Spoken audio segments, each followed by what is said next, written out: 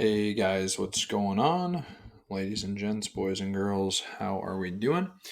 I wanted to welcome us back into the booth here to continue our reading of The Obstacle is the Way by Ryan Holiday. I don't have the cover for this specific video, so my apologies on that. But if you have been reading along, I appreciate it. If you have not, and this is the first video that you're seeing of me, a little bit of context for you. So I read a book a month, and I read, discuss, and break down just the material within the book. So if you're on this video and you're kind of like, what the heck, or what's going on, know that it's a full playlist. And if you go to my YouTube channel, you'll see that this playlist is foolproof, and it'll be the full book, obviously. I don't literally read word by word, but I do read often and kind of break concepts down a little bit. Also, I do have some podcasts that if you find entertaining, definitely dive in there. Anyways, we will continue forth into reading of the book. Right before we get kicked off here, I definitely welcome you to subscribe to the channel. I'm looking for people that love to read. I'm looking for people that are open-minded. I'm looking for people who just desire to have a curiosity to life and want to get better every day. I'm not some motivational guru that's going to slam things down your face, but I am somebody that desires to have a very broad kind of spectrum of life, and I've covered and read many different books. You can see some of that behind me a little bit. We're going to get into a lot of that. This happens to be the first book recording I'm doing, but at any rate, you got to start somewhere. So if you enjoy this, definitely do that. And then that way you can follow along with the monthly book reads. So now to dive into the first strategy of will, which is the third section in the book, we are going to cover the discipline of will. And you'll pick up a theme now because we've done the discipline of perception, discipline of action, and now we're on discipline of will. Ironically enough, I know that I told you I don't read a lot from the book. This is a chapter where I will, only because it is about someone that I greatly admire and respect, and that person is Abraham Lincoln. So we will dive in. So most people are unaware, myself included, that Abraham Lincoln battled crippling depression his entire life. Known at the time as something that I cannot pronounce, unfortunately, his depression was often debilitating and profound, nearly driving him to suicide on 2 separate occasions. Though he could be light and joyous, Lincoln suffered periods of intense brooding, isolation, and pain many, many times. Lincoln's life was defined by enduring and transcending great difficulty. Growing up in rural poverty, losing his mother when he was still a child, educating himself, teaching himself law, losing the woman he loved as a young man, practicing law in a small country town, and experiencing multiple defeats at the ballot box. He made his way throughout politics and, of course, bouts of the Depression, which at time were not understood and appreciated as the medical condition they are today. So essentially, very incredible man, very intelligent, witty man, been through a lot of shit when he was growing up, like a lot of people did in that time period, right? Lincoln's personal challenges had been so intense that he came to literally believe that they were destined for him in some way, and that depression especially was a unique experience that prepared him for greater things. He learned to endure all this, articulate it, and find benefit and meaning from it. Understanding this is key to understanding the man's greatness. So not only, well, he could have, maybe said another way, he could have totally let this overpower him and commit suicide. He could have not found and continued the practice that he was on with law and just personal challenges, but yet he had the wittiness to kind of understand things for as they were and were coming at him.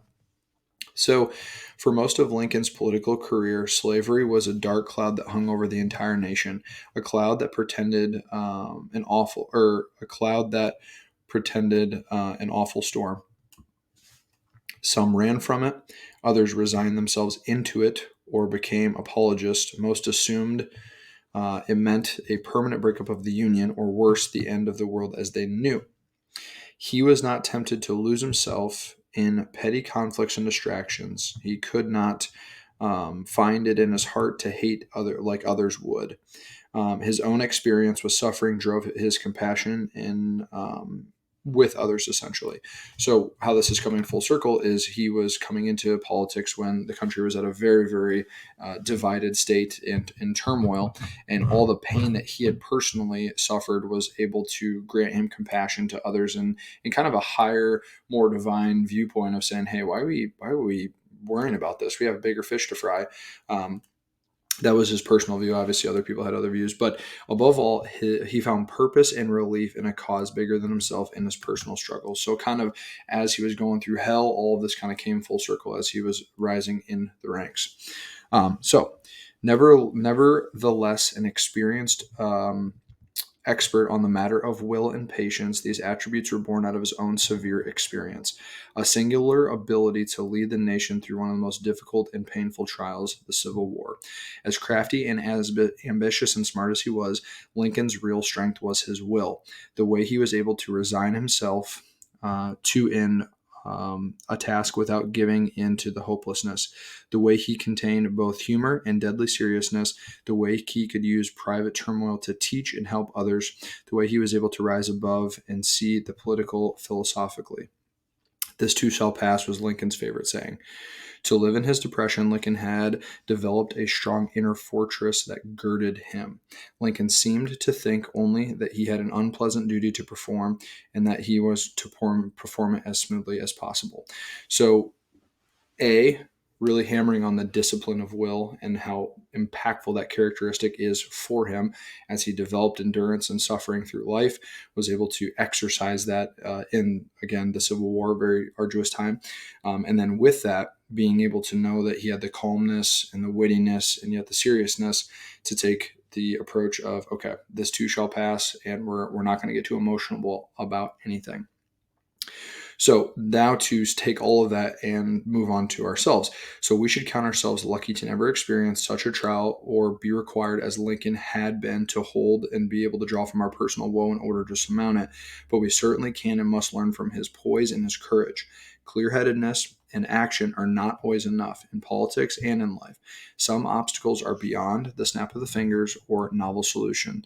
It is not always possible for one man to rid the world of great evil or stop a country bent towards conflict. Of course, we try because it can, but we should be ready for it to not. And we need to be able to find greater purpose in suffering and handle it with firmness and forbearance. So we probably won't be in Lincoln's shoes. However, we can learn from a man that endured much trials and tribulations. And that's kind of the whole premise here, right? That's why we're reading. That's why we're trying to get better, as we're understanding, okay, this person went through hell and everything. And how can we summon that in our own life, even when we're dealing with very trivial things? Now to kind of rotate this a little bit to a piece of the pie that we can really kind of break down, and that is leadership. So leadership requires determination and energy. Marshal that determined energy simply to endure, to provide strength in terrible times.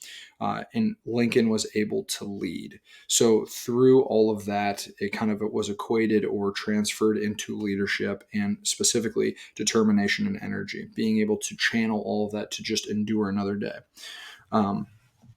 This is the avenue for the final discipline, the will. If perception and action were disciplines of the mind and the body, then will is the discipline of the heart and the soul. The will is one thing we can control completely and always. And I love that so much because he's right. We can think about things in a million ways. We can act on things in a million ways. But sometimes the will and the soul and the heart is what really gets things to the finish line.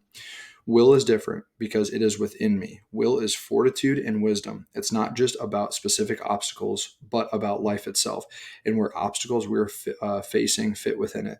It gives us ultimate strength, as in the strength to endure, to contextualize, to derive meaning from the obstacles we cannot simply overcome.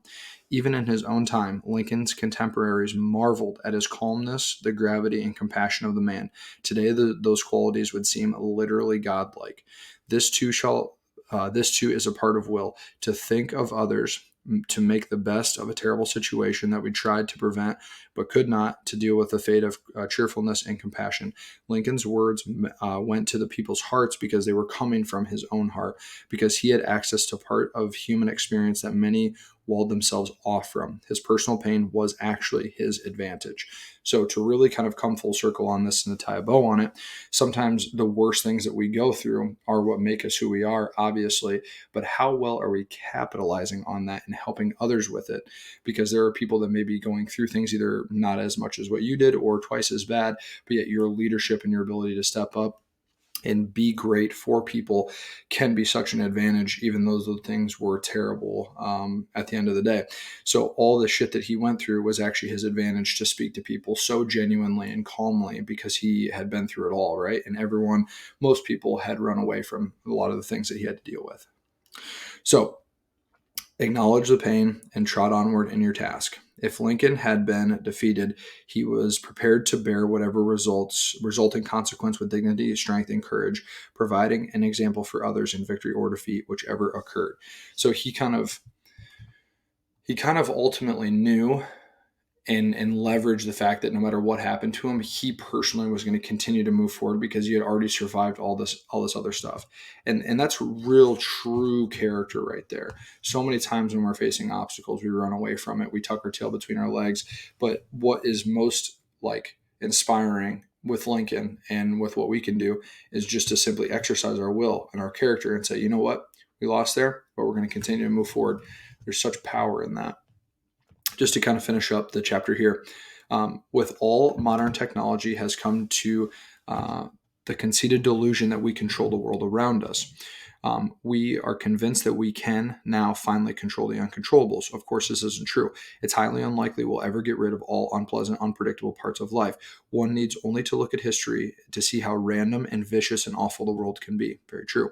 Certain things in life will cut you open with a knife. When this happens, at the exposing moment, the world gets a glimpse of what's truly inside of you. What will be revealed when you're sliced open by tension and pressure? Iron or air or bullshit? So, as such, will is the critical third discipline. We can think, act, and finally adjust to a world that is inherently unpredictable. The will is what prepares us for this, protects us against us, and allows us to thrive and be happy in spite of it. It is also the most difficult of all the disciplines. It is what allows us to stand undisturbed while others wilt and give into disorder. Calm, confident, ready to work regardless of the conditions, willing and able to continue even during the unthinkable, even when our worst nightmares have come true. That is the essence of will, and that's why I think he left it at the end. Because all things can go hell in a handbag, but it's, again, what you have and what you possess that can carry you through that specific thing.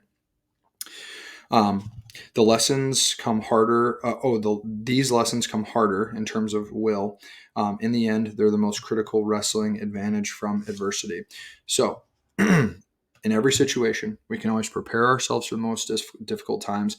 We can manage our expectations, always persevere, always learn to love our fate, always protect our inner self, always submit to the greater and larger cause, and always remind ourselves of our own mortality, and of course, prepare for the cycle once more. And that is the essence that we will leave for this evening.